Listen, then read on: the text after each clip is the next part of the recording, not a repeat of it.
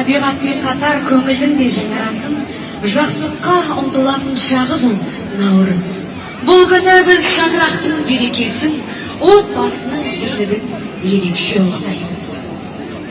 Өнерде де, өмірде де жұптары жазылмай, халқымыздың сүйікті перзенттеріне айналған, әндері әр үйдің төрінде шырқалатын еліміздің, біздің жеріміздің деп айтайықшы, сүйікті перзенттері, өнер иелері дәл қазір бізбен бірге.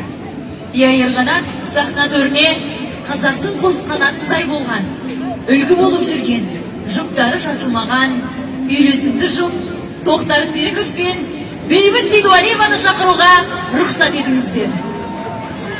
Жүрегінде бір туған жер болады. Қайда жүрсе де, сол жерге тартып тұрады. Сол сағыныш айналады. Жүректен шыққан нәрәуін жүрекке жетеді.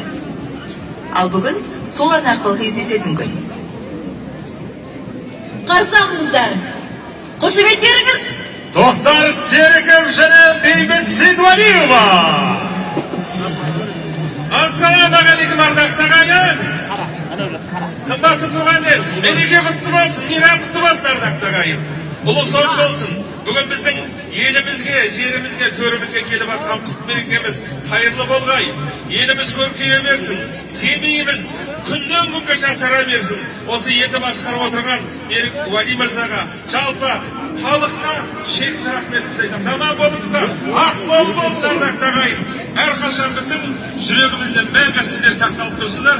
Сонда бірінші әнімізді осы Семей еліне арналған әніміз ертістің жағасында деген әнді тартып өтеміз. Қабыл алыңыздар.